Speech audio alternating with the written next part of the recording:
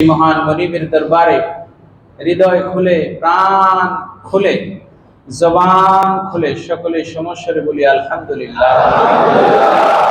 আরো যোগ শোক মহাব্বতের সাথে বলি আলহামদুলিল্লাহ।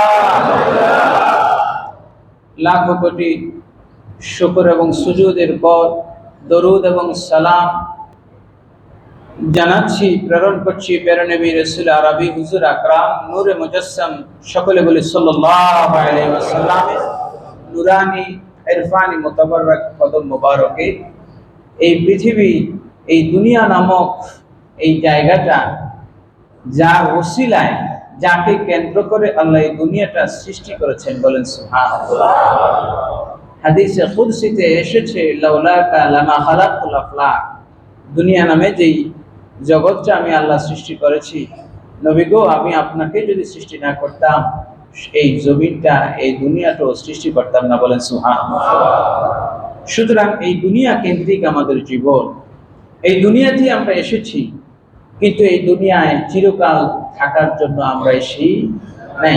সেই দুনিয়া সম্পর্কে আমরা জানবো, দুনিয়ার হাকিকত সম্পর্কে জানবো, এবং আল্লাহ রাব্বুল আলামিন দুনিয়া সম্পর্কে কোরআনে কি বলেছেন তাও আমরা জানবো। আল্লাহ আমাদেরকে জানার, বোঝার এবং দুনিয়ায় আল্লাহর হুকুম, নবীর তরিকা অনুযায়ী জীবন যাপন করার তৌফিক আমাদের সকলকে আল্লাহ দান করুন, সকলে বলি আমিন।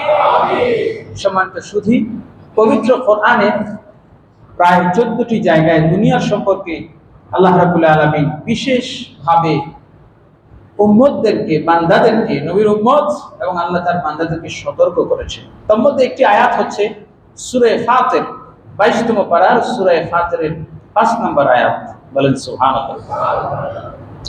আল্লাহ পাক এই দুনিয়া সম্পর্কে মানুষকে সতর্ক করছেন, কিন্তু আমাদেরকে পাঠিয়েছেন কোথায়? দুনিয়ায়।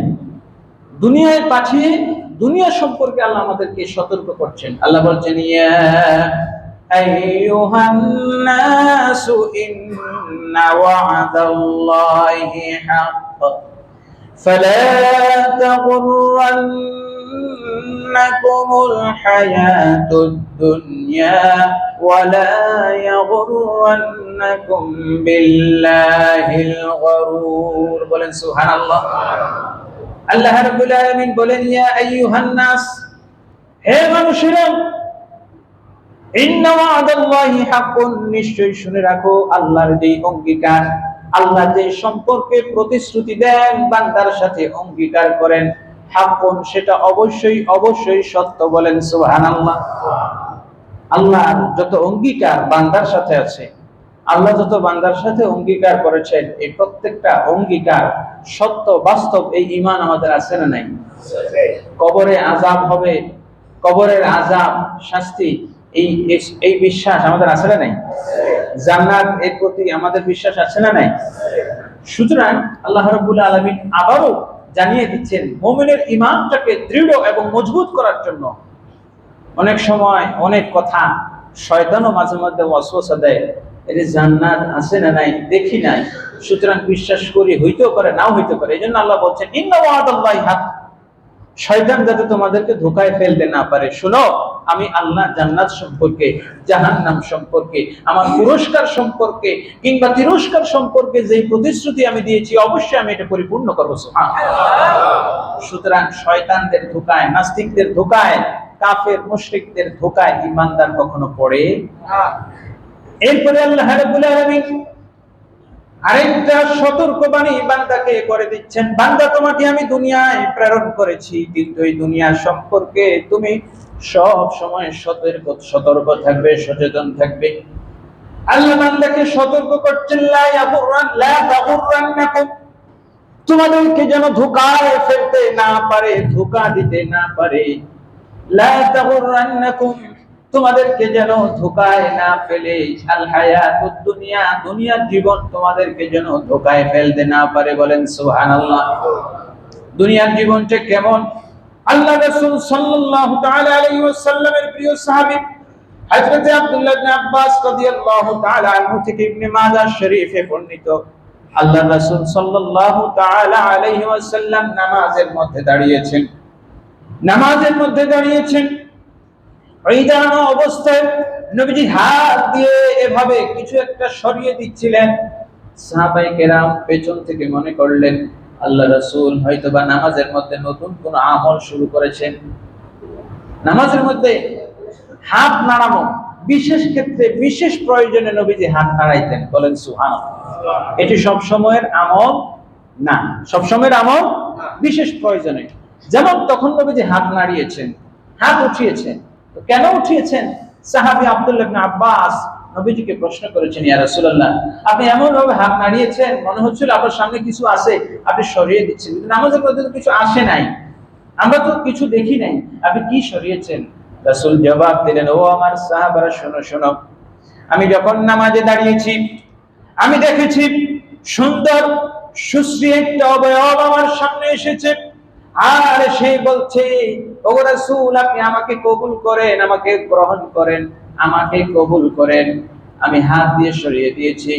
যখন 2-3 বার আমার দিকে আসছে আমি হাত দিয়ে ভাবে ধাক্কা দিয়ে ওই জিনিসটা সরিয়ে দিয়েছি, কারণ ওই আকৃতিটা আর কিছুই ছিল না, বরং ওটা ছিল দুনিয়া। বলেন সুবহানাল্লাহ। দুনিয়াটাকে আমি হাত দিয়ে সরিয়ে দিয়েছি। যখন ধাক্কা দিয়ে তাকে আমি সরিয়ে দিলাম, সে চলে যাচ্ছে আর বলতেছে, ও আল্লাহর রাসূল আপনি আমাকে গ্রহণ করেন নাই, আপনি আমাকে অ্যাকসেপ্ট করেন নাই, কিন্তু আপনার পরবর্তীতে এমন এক শ্রেণীর আপনার উম্মত হবে তারা আমার ধোঁকায় পড়ে, আমার প্রেমে পড়ে, আমার মোহে পড়ে আখিরাতকে বরবাদ করে দিবে। বলেন নাউজুবিল্লাহ।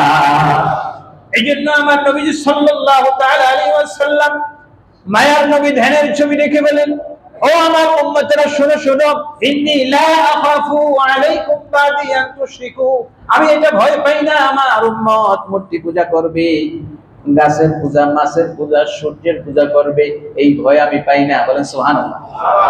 এই উম্মত কখনো শিরক করবে না।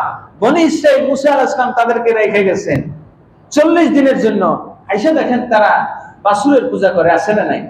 কিন্তু আমার নবীজি বলছেন, ইন্নী লা আখাফু আলাইকুম আলা উম্মতি আন ইউশরিকু, তারা শিরক করবে, আমি এটা ভয় পাই না। তবে একটা জিনিস তাদের ব্যাপারে ভয় পাই, আলেম বলো, হাফেজ বলো, ফাজিল বলো, নামাজি, বেনামাজি, রোজাদার, হাজী সাহেব, যেই কোনো মানুষই হোক না কেন, আমি সবার ব্যাপারে, আমার সমস্ত উম্মতের ব্যাপারে যে জিনিসটার ভয় পাই সেটা হলো দুনিয়া তাদেরকে গ্রাস করবে। দুনিয়ার মোহে, দুনিয়ার প্রেমে, দুনিয়ার ভালোবাসায় ভাই ভাইয়ের সাথে ঝগড়া বাঁধবে, মামলা করবে, হাইকোর্ট সুপ্রিম কোর্ট যাবে, আছে না নাই? দুনিয়ার মোহে পড়ে, দুনিয়ার সম্পদের মোহে পড়ে বাবা সন্তানকে হত্যা করবে, সন্তান বাবাকে হত্যা করবে, আছে না নাই? এই সমাজে নাই? অবশ্যই আছে।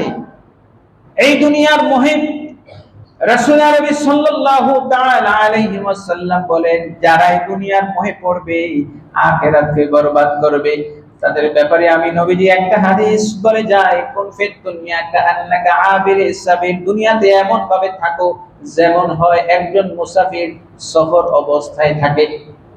একজন মুসাফির যখন সফরে যায়, আপনারা অনেক সময় বিদেশে যান, বিদেশে যাওয়ার সময় বিভিন্ন সময় বিমান, লং ফ্লাইটে যান, মাঝখানে ট্রানজিট হয়, যেই যে দেশে, যেই এয়ারপোর্টে আপনার ট্রানজিট হচ্ছে, আপনি সেখানে 3-4-5 ঘন্টা থাকেন, ঠিক কিনা বলেন? ওই জায়গায় গিয়ে কিন্তু আপনি 5 স্টার হোটেলে আরাম করে থাকার জন্য অবস্থান দেন না, হোটেল বুকিং দেন না, দেন না, 4-5 ঘন্টা এয়ারপোর্টে কাটিয়ে দেওয়া যায়।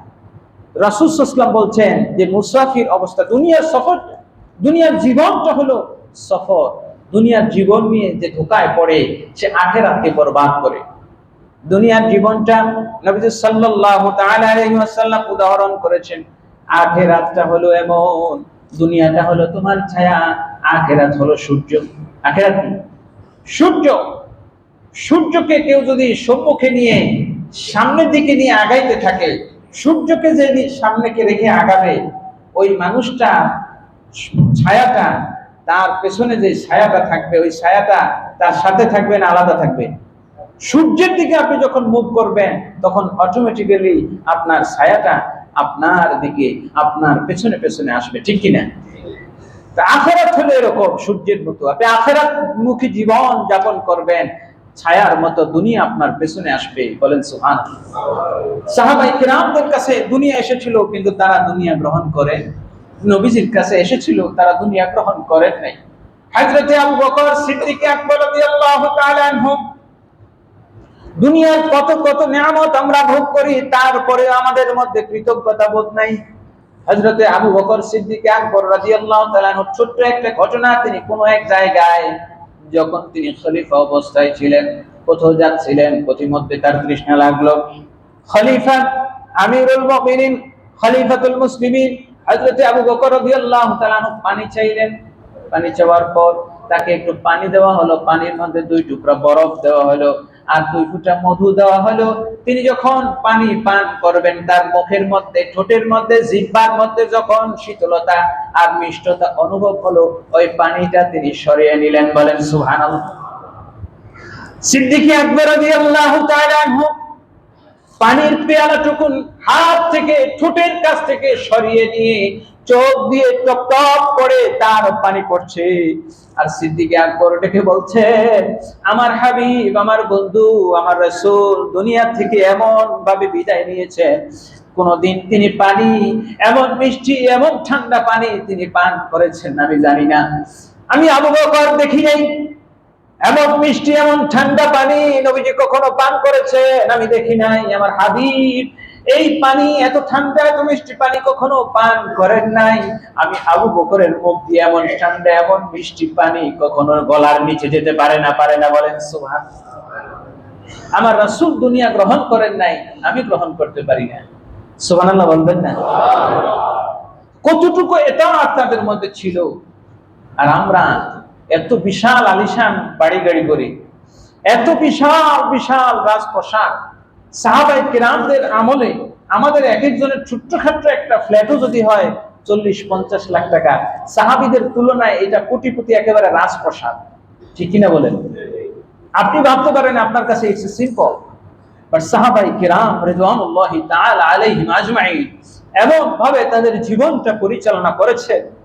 আল্লাহ রাসূল সাল্লাল্লাহু আলাইহি ওয়াসাল্লামের ওফাতের পর হযরত ওসমান রাদিয়াল্লাহু তাআলা আনহুর আমলে যখন মসজিদে নববী সম্প্রসারণ করা হবে, মসজিদে নববী সম্প্রসারণের জন্য নবীজির বিবি উম্মাহাতুল মুমিনিনদের 9টা ঘর ছিল।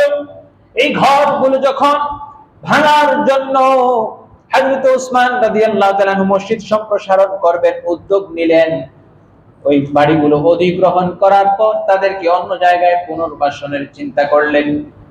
সাহাবী হযরতে আব্দুর রহমান ইবনে আউফ রাদিয়াল্লাহু তাআলা আনহু অথবা অন্য একজন সাহাবী, তিনি বলছেন, আমার মনটা চায় নবীজির বিবি যারা দুনিয়ার সম্রাজ্ঞী, জান্নাতেরও সম্রাজ্ঞী, তাদের এই বিশাল এত জমিদারি, কত বড় আলিশান রাজপ্রাসাদ ছিল, কেমন তার ঘর ছিল, আমার মনটা চায় কিয়ামত পর্যন্ত নবীর ঘরটা ওইভাবে রেখে দেই, নবীর বিবিদের ঘরটা ওইভাবে রেখে দেই, যাতে উম্মত কিয়ামত পর্যন্ত দেখতে পারে নবীজির ঘরটা কেমন ছিল। বলেন সুবহানাল্লাহ। আর আমরা চিন্তা করি বিদেশে, লন্ডনে, প্যারিসে কত কত সুন্দর সুন্দর ফ্ল্যাট, ওইখান থেকে টয়লেট করার জন্য ওই জায়গায় টয়লেট করছে, একটা কমোড দেখছে পছন্দ হয়েছে, এই দেশে আইসা বিদেশ থেকে টয়লেট করার জন্য কমোড ইতালি থেকে আনে। এরকম বাঙালি এই দেশে আছে না নাই? কথা কোন? কি করবে? টয়লেট করবে। তা বাংলাদেশি কোন কমোড হাই কমোডে চলবে না, ইতালিয়ান কমোড বিমানে ছড়ায় আয়না আছে না নাই? প্যারা হাজারি একটু টয়লেট আমার বাবাজিরা। আর ওনাকে টয়লেট তো এমন বিশাল বিশাল টয়লেট আছে যে কারো ঘরও এত বিশাল হয় না। সাহাবায়ে কেরাম যেভাবে দুনিয়াটাকে অ্যাকসেপ্ট করেন নাই, আমরা দুনিয়াটাকে এমন ভাবে অ্যাকসেপ্ট করছি। শুধু অ্যাকসেপ্ট না, আমরা তাকে অ্যাকসেপ্ট করি নাই, বরং আমরা কি করছি? আমরা করছি দুনিয়ার পেটের মধ্যে ঢুকে গেছি। কথা কোন ঠিক কিনা? আমরা দুনিয়া অ্যাকসেপ্ট করি নাই, একেবারে পেটের মধ্যে ঢুকে গেছি। কেমন? ইব্রাহিম বিন আদহাম বড় একজন বুজুর্গ ছিলেন, বাদশা ছিলেন। রাত্রি নিশীথে গভীর রজনীতে বাদশা ফুল সজ্জায় একেবারে মখমলের বিছানায় জাজিমের উপরে আরাম রেশমি চাদরের উপরে ঘুমাচ্ছেন। হঠাৎ ছাদের উপরে খটখট খটখট আওয়াজ শোনা যায়। বাদশা ডাক দিয়ে বলতেছেন, কে ওখানে ছাদের উপরে কি করে? গভীর রজনীতে আমার ঘুম ভাঙতেছে।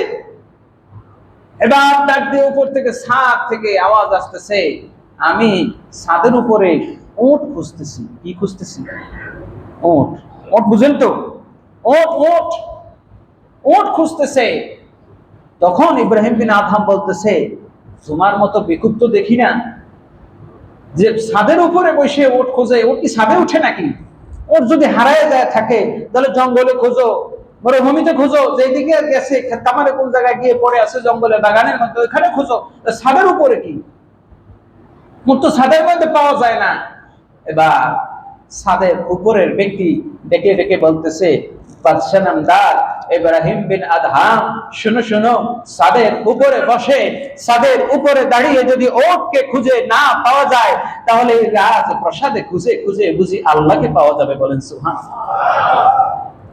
সঙ্গে সঙ্গে ইব্রাহিম বিন আদহাম চোখ দুইটা বড় হয়ে গেল, লাল হয়ে গেল, শরীরটা কাঁপতে লাগলো, মাথা দিয়ে টকবক করে মজগজটা ফুটন্ত পানির মতো হয়ে গেল।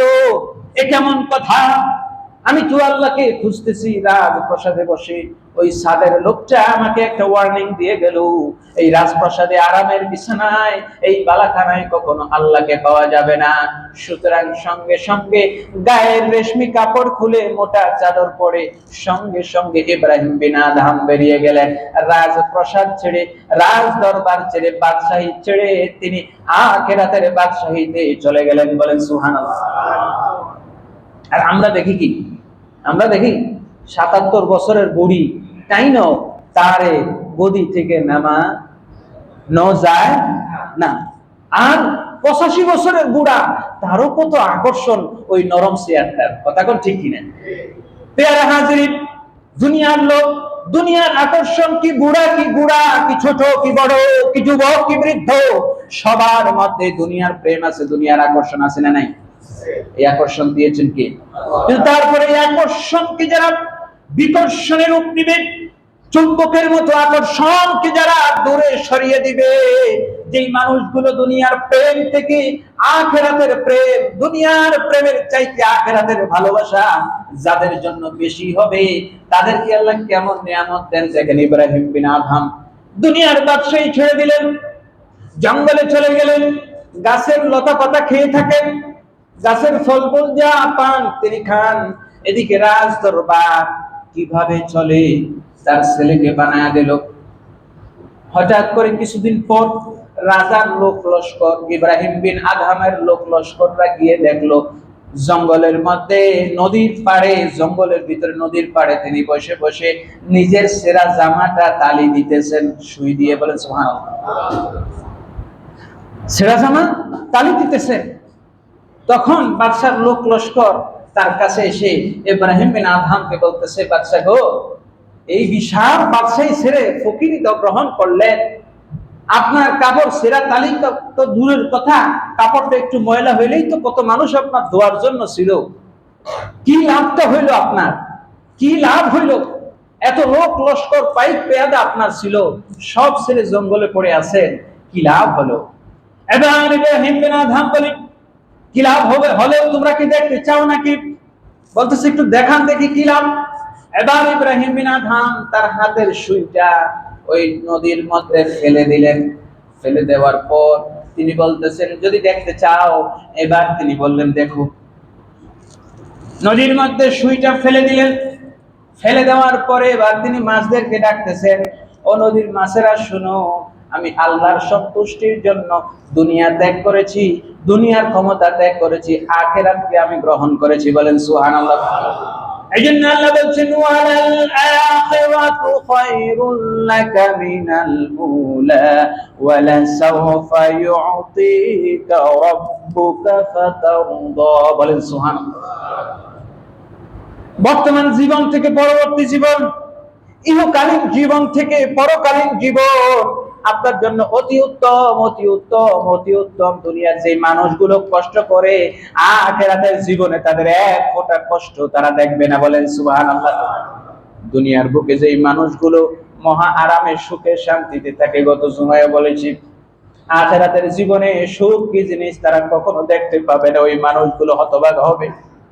নবী সাল্লাল্লাহু আলাইহি ওয়াসাল্লাম বলেন, ও আমার সাহাবা শুনো শুনো, আতাদরুনা মালিল মুফলিস, শোনো শোনো, দুনিয়ার জমিনে বহু টাকা পয়সা, ধন সম্পদ, বহু কিছু ছিল, কিন্তু আখিরাতের জমিনে এই মানুষগুলো অসহায় হবে, নিঃস্ব হবে, মুফলিস, দেউলিয়া হবে।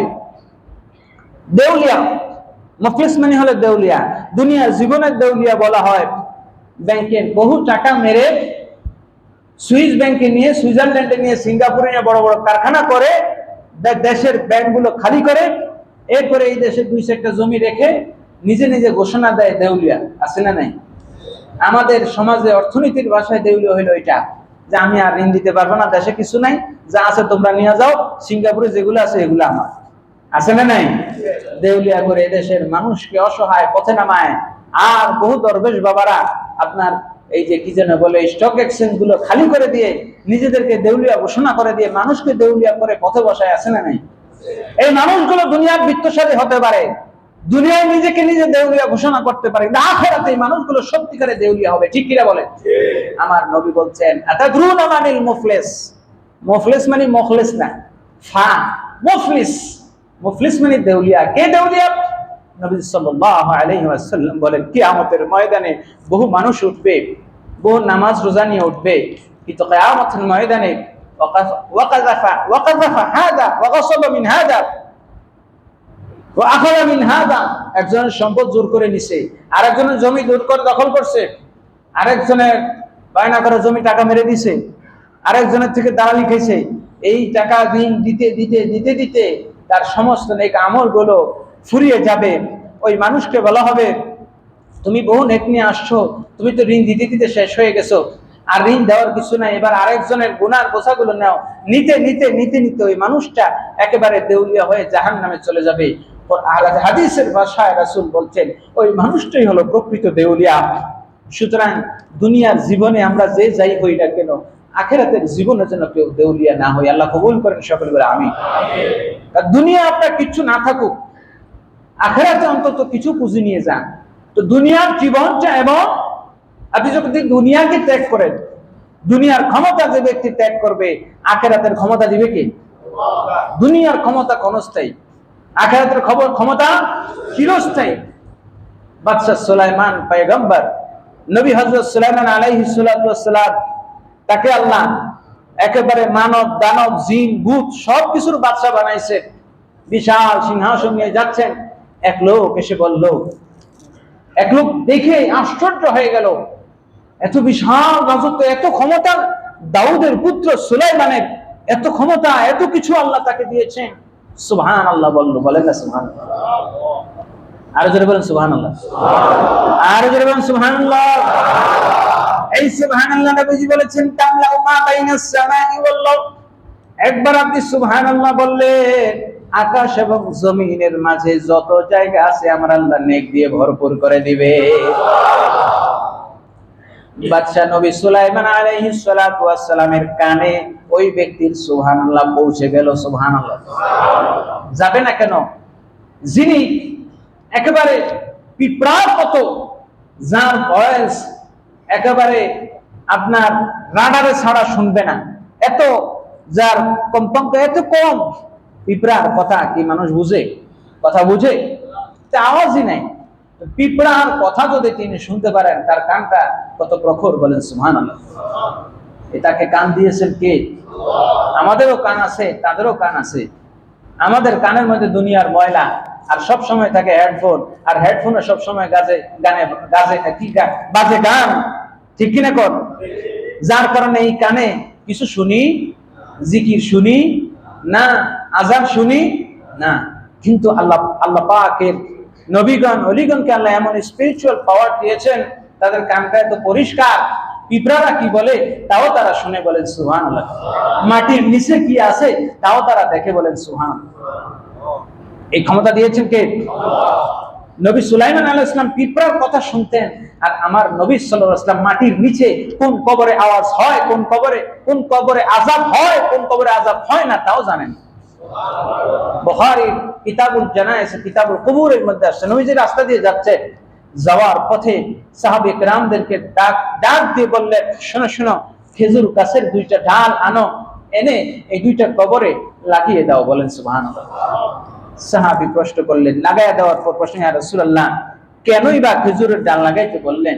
আল্লাহ রাসূল বললেন, ইন্নাহুমা ইউআযিবান, এই দুইটা কবরে আযাব দেওয়া হচ্ছে। বলেন নাউযুবিল্লাহ। তা আমি এই জন্য দিয়েছি, এই দুইটা গাছ যতক্ষণ সতেজ থাকবে, যতক্ষণ আল্লাহর জিকির করবে, ততক্ষণ এই কবর গুলা আযাব মুক্ত থাকবে। বলেন সুবহানাল্লাহ। দুঃখের বিষয় হলো, আফসোসের কারণ, বহু কবরস্থান আশেপাশে আছে, এই কবরবাসীরা জিকিরের আওয়াজ তো শুনেই না, বরং 24 ঘন্টা গান বাজনার আওয়াজ শুনে। আছে না নাই? বহু কবরস্থানের পাশে বাড়িঘর যারা করে, একটু আল্লাহকে ভয় করেন। আপনি কবরে আপনি একদিন ঘুমাইবেন, আপনি যে পাশে বসে এই গান বাজনা শোনাচ্ছেন তাদেরকে, আল্লাহ পাক সবাইকে বুঝার তৌফিক দান করুন। ইব্রাহিম বিন আদহাম দুনিয়ার বাদশাহী ছেড়ে দিলেন। ছেড়ে দেওয়ার পর তার লস্কররা এসে বলল, আপনি কি পেলেন?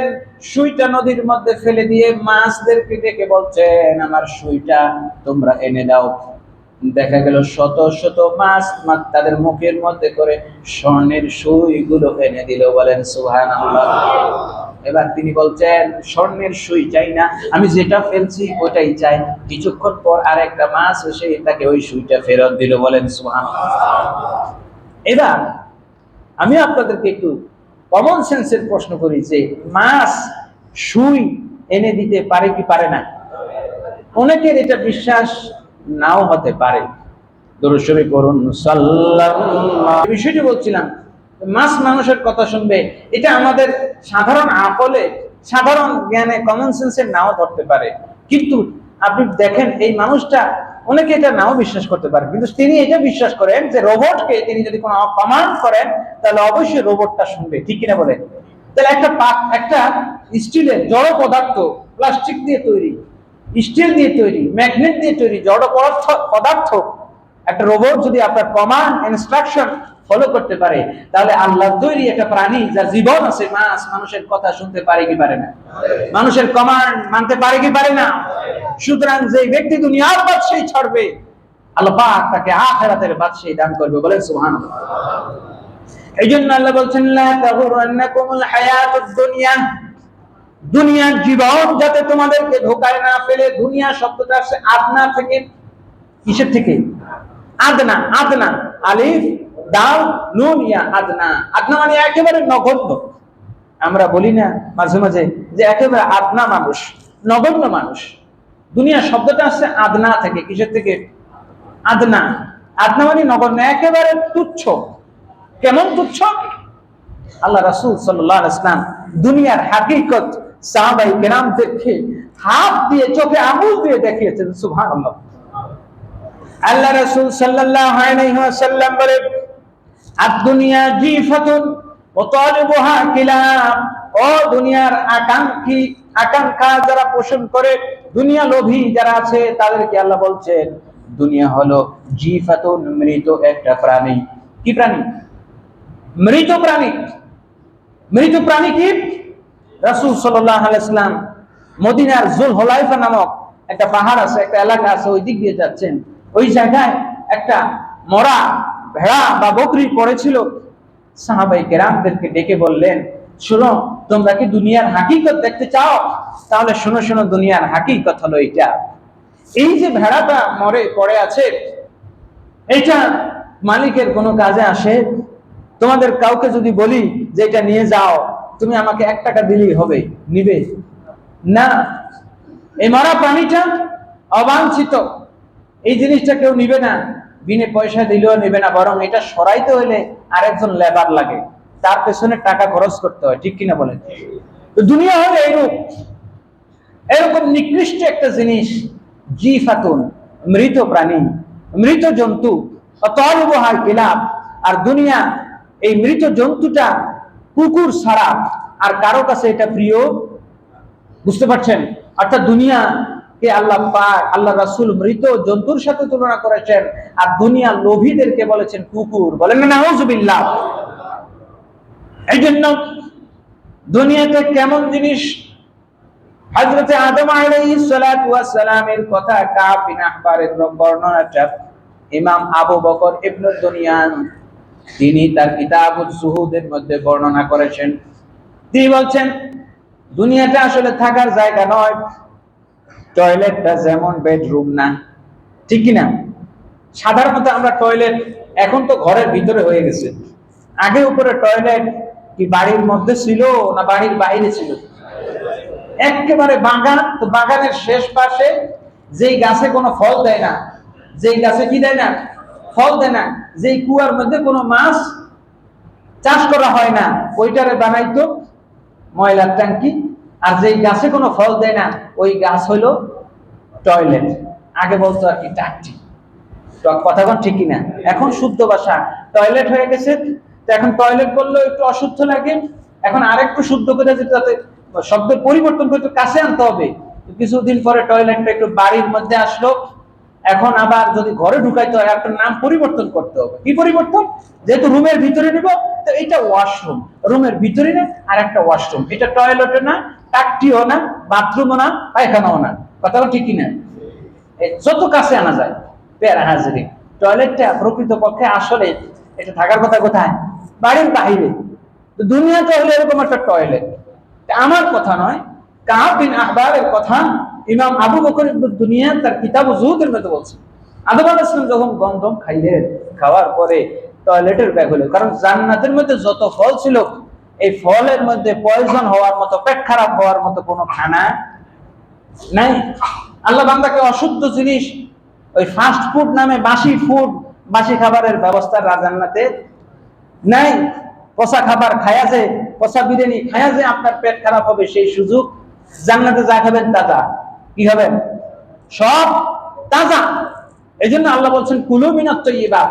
এই যে যত রোগ ব্যারাম, রোগ ব্যাধি হয় এই সব অতাজা জিনিস, খারাপ জিনিস খাওয়ার কারণে। আল্লাহ বলছেন তাইয়্যিবাত, ভালো জিনিস খাও, তাজা জিনিস খাও।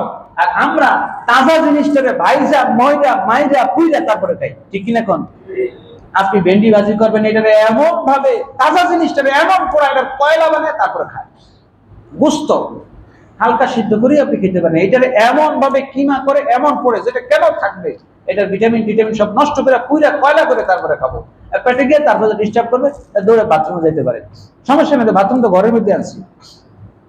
আল্লাহ রাব্বুল আলামিন আদমকে বললেন গন্ধম খাইও না, মানে খাইলে টয়লেটের ব্যাগ লাগবে। আর জান্নাতে কোনো টয়লেটের ব্যবস্থা নাই। জান্নাতে কি নাই? টয়লেটের ব্যবস্থা নাই। সুতরাং তোমাকে এই খাবার থেকে দূরে থাকতে বলা হলো। বলেছিল আদম খেয়ে ফেললেন, তখন জান্নাতে টয়লেট খুঁজতেছেন, জান্নাতে টয়লেট নেই। নামায় দেওয়া হলো দুনিয়ায়, যাও ওই জায়গায় গিয়ে টয়লেট করো, আর ওই টয়লেটের মধ্যে কিছুদিন থাকো। সুবহানাল্লাহ বলবেন না? এই টয়লেটের মধ্যেই থাকতে হবে, কিন্তু তারপরেও বাথরুমে যাওয়ার আগে পরে দোয়া আছে না নাই? বাথরুমের মধ্যেও কিছু নিয়ম নীতি আছে না নাই? প্যারা হাজরিন, এই দুনিয়াটা আল্লাহ রাব্বুল আলামিন এমন ভাবে সৃষ্টি করেছেন, নবীজি সাল্লাল্লাহু আলাইহি ওয়াসাল্লাম দুনিয়ার উদাহরণ দিয়েছেন কাজিফাতিন, মৃত প্রাণী।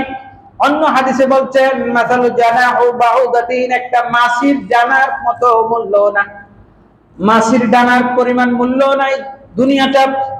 এই দুনিয়ার ক্ষুদ্র জীবনটা সাহাবায়ে কেরামদের কাছে এত নগণ্য ছিল। সকাল বেলায় আয়েশা সিদ্দিকা রাদিয়াল্লাহু তাআলা আনহার কাছে 1 লক্ষ দিরহাম আসলো। কয় লক্ষ?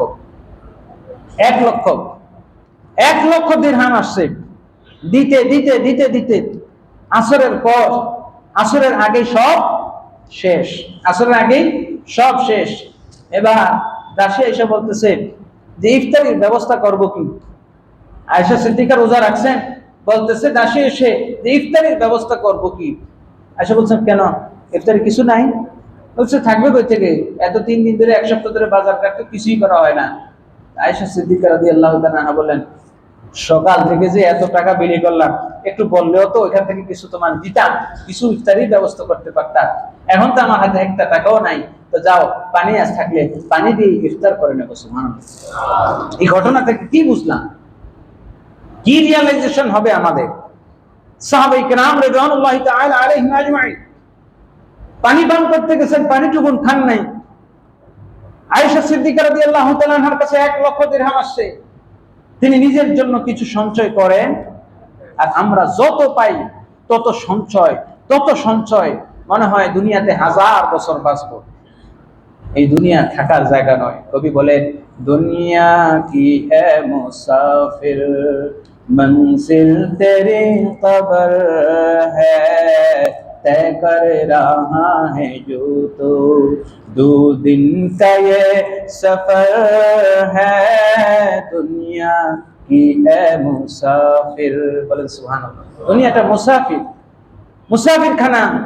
এই জায়গা আমার আপনার থাকার জায়গা নয়। এই জায়গায় কি করতে হবে?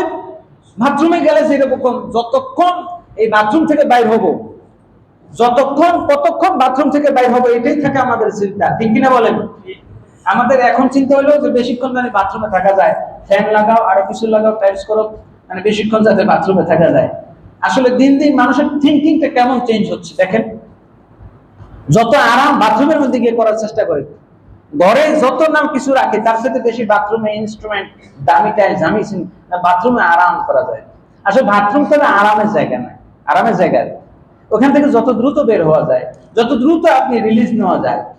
হসপিটালের মধ্যে গেলে কি বেশিক্ষণ থাকতে মন চায় না? যত দ্রুত রোগী চাই যে আমার তাড়াতাড়ি রিলিজ দেন। এই দুনিয়াটা এরকম। এই দুনিয়ার মধ্যে যত কিছু আল্লাহ পাক দিয়েছেন, এই সবগুলো হলো ধোঁকা। সবগুলো কি? হযরত ঈসা আলাইহিস সালাতু ওয়াস সালাম, তাকে দুনিয়া আসছে সুন্দর রূপসী, তার বাম হাতের মধ্যে বাম হাতটা সুন্দর করে হাত সাজায় আসছে, ডান হাতটা ভিতরে রাখছে, বাম হাতটা সাজায় আগায়া দিচ্ছে। ঈসা আলাইহিস সালাম বলতেছেন, তুমি কেডা? এত সুন্দর করে সাজুগুজু করে আসছো। এবার জবাব দিচ্ছে, আমি হচ্ছে দুনিয়া। কি দুনিয়া? এই হাতটা তো অনেক সুন্দর, বাম হাতটা, আরেকটা যে লুকায় রাখছো। বলতেছে, ওই হাতটা হচ্ছে আমার হাতের মধ্যে খঞ্জর আছে, ছুরি আছে। ওই হাতটা কিংবুদ্ধিমাকার, জঘন্য, ভয়ঙ্কর। এই বাম হাত আমাকে কোন আল্লাহর বান্দা যদি স্পর্শ করে, আমি তাকে কোলের মধ্যে নেই, আমি তাকে বুকের মধ্যে নিয়ে খঞ্জর দিয়ে তাকে হত্যা করি, ধ্বংস করি। বলে না নাউজুবিল্লাহ। এটাই হলো দুনিয়ার হাকিকত। এই দেখেন, জগতের বুকে যারা ক্ষমতার লোক, সম্পদের লোক, দুনিয়ার লোক, টাকার লোক, পয়সার লোক করেছে, ওই মানুষগুলো দুনিয়ার থেকে নিষ্ফল, ব্যর্থ, নিষ্কর্ম হয়ে, অপমান হয়ে, অপদস্থ হয়ে দুনিয়ার থেকে বিদায় নিতে হয়েছে, ঠিক কিনা বলে? এই জন্য দুনিয়াটা আসলে থাকার জায়গা নয়। দুনিয়াটা আপনি যত আঁকড়ে ধরবেন, আবার ওই কথা বলে, ছায়ার মতো। আপনি কি আখিরাতের সূর্যকে আপনার ডেস্টিনেশন ধরবেন, ছায়ার মতো দুনিয়া আপনার পেছনেই থাকবে। আর আপনি পেছন ফিরে ছায়াকে ধরতে যাবেন, সূর্যকে, আখিরাতকে পেছনে ফেলবেন, জীবন শেষ হবে, আখিরাত ধরতে পারবেন।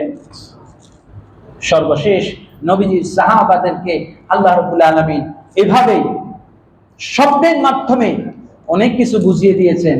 এক নবীজি ফজরের পর সাহাবায়ে কিরামদের ইশরাকের নামাজ পড়ে স্বপ্নের ব্যাখ্যা করতেন। এক সাহাবী এসে বলতেছেন, ইয়া রাসূলুল্লাহ, আমি গত রাত্রে একটা অদ্ভুত স্বপ্ন দেখেছি। কি দেখেছি? স্বপ্নটা হলো, ইমাম গাযালি তার ইহয়া উলুমুদ্দিনের মধ্যে উল্লেখ করেছেন, স্বপ্নটা হলো, আমি দেখতেছি একটা হরিণ দৌড়াচ্ছে, দৌড়াইতে দৌড়াইতে সামনের দিকে যাচ্ছে। একটা মানুষ তীর নিয়ে ওই হরিণকে ধাওয়া করছে, আর ওই তীরন্দাজকে, শিকারীকে আর একটা বাঘ ধাওয়া করছে। বলেন সুবহানাল্লাহ। হরিণকে শিকারী তীর নিয়ে ধাওয়া করছে, আর শিকারীকে ধাওয়া করছে বাঘ। ইয়া রাসূলুল্লাহ, ইয়া হাবিবাল্লাহ, আমি দেখলাম লোকটা তীর নিয়ে হরিণের দিকে ছুটছে, তার লক্ষ্যের দিকে হরিণীয় দৌড়াচ্ছে। কিছুক্ষণ পর আমি দেখতে পেলাম তীরটা নিশানা যখনই করবে, অমনি পেছন থেকে খপ করে বাঘটা ওই ব্যক্তির ঘাড় ধরে একেবারে মেরে ফেললো। বলেন সুবহানাল্লাহ। হরিণটা ওই দূর জায়গায় দাঁড়ায় দেখতেছে, হরিণটা হরিণীর জায়গায় রইল। ইয়া রাসূলুল্লাহ, কিছুক্ষণ পর আবার আর একটা লোক ঠিকই একই ভাবে ওই হরিণটাকে ধরার জন্য, শিকার করার জন্য দৌড়াচ্ছে, আর ওই বাঘ তো তাকে, শিকারীকে ধরার জন্য দৌড়াচ্ছে। এভাবে কয়েকজন লোক চলে গেল, হরিণীর জায়গায় পড়ে রইল, কেউ তাকে কিছু করতে পারলো না। বাঘের আক্রমণে সব শিকারী বাঘের শিকারে পরিণত হয়ে গেল। ইয়া রাসূলুল্লাহ, স্বপ্নের ব্যাখ্যাটা সুবহানাল্লাহ বলবেন না? ইশরাকের পর নবীর সাহাবীকে বলছেন, ও আমার সাহাবী শোনো শোনো শোনো, ওই হরিণটা হলো দুনিয়া, আর এই শিকারী হলো দুনিয়াদার, আর বাঘ হলো মৃত্যু। দুনিয়াকে ধরার জন্য যেই মানুষগুলো দুনিয়াকে ছোঁয়ার জন্য দুনিয়ার প্রেমে আশিক হয়, মাতোয়ারা হয়, দুনিয়ার লোভে যারা দুনিয়াকে ধরতে চায়, মৃত্যু তাদেরকে ধরে নেয়। ঠিক কিনা বলেন? এই জন্য দুনিয়ার লোক, দুনিয়ার সম্পদের লোক আমাকে আপনাকে কোথায় নিয়ে যাচ্ছে? আল্লাহ রাসূল আল্লাহ নিজেই বলেছেন, আলহাকুমুত তাকাসুর, তোমাদেরকে দুনিয়ার প্রাচুর্য ধ্বংস করে দিচ্ছে। আমাদের সম্পদ যত বাড়তেছে, আমাদের ধ্বংস, রোগ ব্যাধি, জরা ব্যাধি, টেনশন পেরেশান তত বাড়তেছে। ঠিক কিনা বলে? সম্পদ বাড়তেছে, আমাদের আরো পেরেশানি বাড়তেছে। এই দেশের সম্পদ আরো বাড়বে। মোটে শুনলাম তেলের খনি পাওয়া গেছে, স্বর্ণের খনিও পাওয়া যেতে পারে, কিন্তু পাওয়া যাবে ঠিক, কিন্তু দেখবেন কিছুদিন পরেই আমাদের মানুষগুলো 50-এর আর ক্রস করবে। এখনো তো 70-75 এখানে আসেন না নাই? ওই দিনে শর্ট টাইম দেখবেন 50-এর উপরে মসজিদের লোক নাই। এই দিন সামনে আসছে। অর্থাৎ আমাদের জীবনযাত্রার মান যত উন্নতির দিকে যাচ্ছে, তত আমরা আবার অবনতি অধপতনের দিকে যাচ্ছি। এই জন্য দুনিয়াটা থাকার জায়গা নয়। আমার আপনার চাইতে কত যুবক দুনিয়া থেকে বিদায় নিয়ে গেছে। বৃদ্ধ আপনার চাইতে কত যুবক চলে গেছে। যুবক তোমার চাইতে কত কত শিশু কিশোর চলে গিয়েছে। এই দুনিয়াটা থাকার জায়গা নয়। আমার বাবা দুনিয়া থেকে চলে গেছে, আমাকেও চলে যেতে হবে। এই দুনিয়ার লোভে মায়ায় আমরা যেন না পড়ি। তাই তো আল্লাহ বারবার সতর্ক করে দিচ্ছেন, ইয়া আইয়ুহান নাস ইন্না ওয়াদাল্লাহি হাক্কুন। সূরা ফাতিরের এই আয়াতটা যদি আমরা একটু পড়ি ভালোভাবে, আল্লাহর অঙ্গীকার যা আল্লাহ বলছেন পরকালে সব দিবেন। ইন্না ওয়াদাল্লাহি হাক্ক ফালা তাগুররান্নাকুমুল হায়াতুদ দুনিয়া। সুতরাং দুনিয়ার জীবন আমাদের কাউকে যেন ধোঁকায় ফেলতে না পারে। আমরা দুনিয়ায় থাকবো ঠিক, তা আল্লাহর কাছে চাইবো, আল্লাহ আমাদেরকে রব্বানা আতিনা ফিদ দুনিয়া হাসানা, দুনিয়ায় নেক আমলের সুযোগ দেন, ওয়া ফিল আখিরাতি হাসানা, আখিরাতে এই নেক আমলের প্রতিদান দেন। সকলে বলি আমিন। আল্লাহ পাক আমাদের দুনিয়ার ধোঁকা থেকে বাঁচার তৌফিক দান করুন, আমিন। দুনিয়ায় ঈমানের সাথে, আমলের সাথে, ইয়াকিনের সাথে আখিরাতের জন্য কিছু পুঁজি অন্তত সঞ্চয় করার তৌফিক দান করুন, আমিন। ওয়া আখির দাওয়ানা আনিল হামদুলিল্লাহি রাব্বিল আলামিন।